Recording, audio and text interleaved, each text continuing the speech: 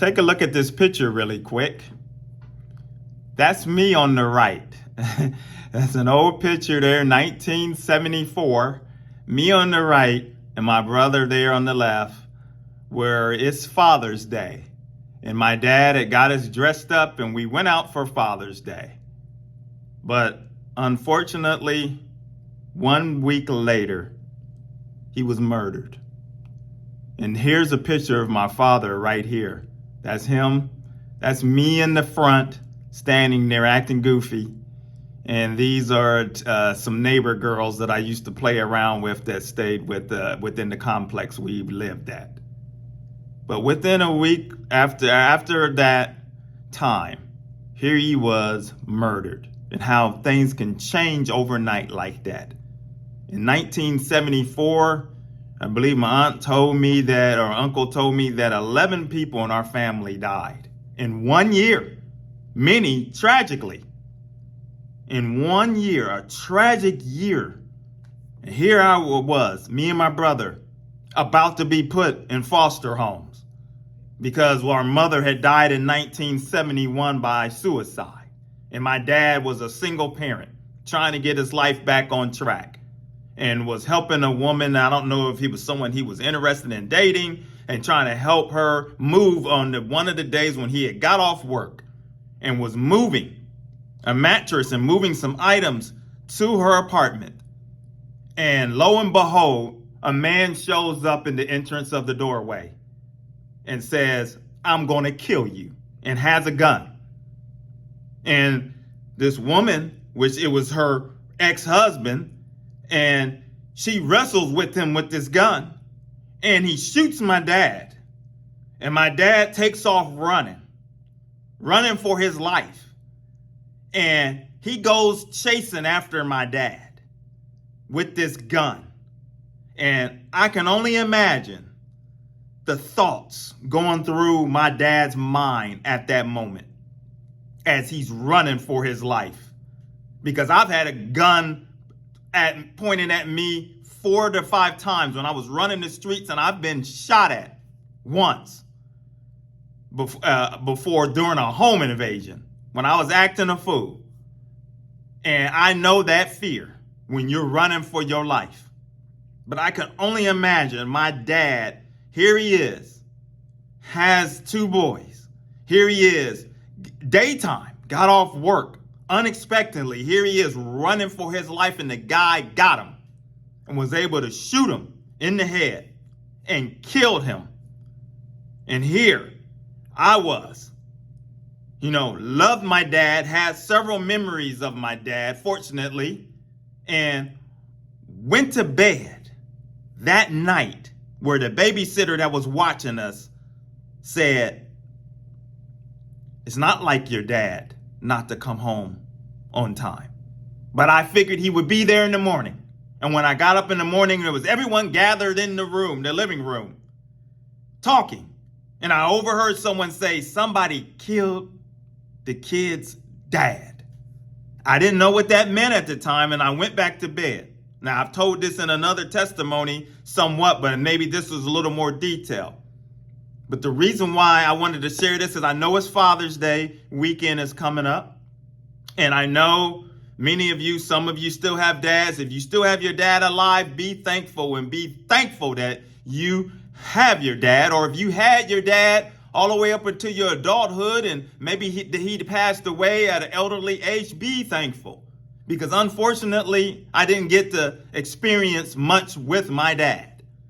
But as I mentioned in my testimony, my dad, after getting out of the military, joined the Nation of Islam, which is a false religion, a sect of the Islamic religion that's like a nationalist of the Islam, of Muslimhood. And most more than likely, my dad is in hell right now because he was following this false religion. And he was prepping me for me to be part of this false religion as I would go to the temple with him. I didn't get to go in there and do what they were doing, but I had got to play in the lobby and all of this stuff. But as I would have became older, I would have been indoctrinated, embedded with this false religion.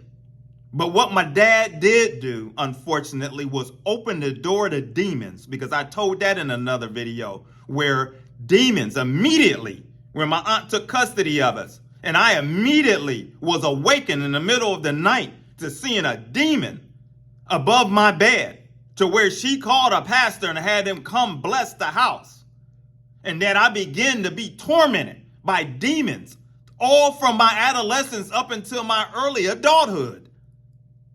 Because my dad opened the door from practicing a false religion. And I tell this story right here in this testimony, it's because I was thinking how the death and how that guy killed my dad, and the fear that he had. Many of these people out here, the way they're living, many of these people, the way they're out here following whoever that teaches whatever, they have no fear. They don't fear. They don't fear the fact that you're going to end up in a place of torment, in a place that you wish that you would have listened. If somebody told you that you were on the wrong track, you're going to wish. And that's a scary thing, because the devil is running around. He don't have a gun necessarily, but he's out spiritually killing people. He's out, and he would love to catch you and kill you where you are right now.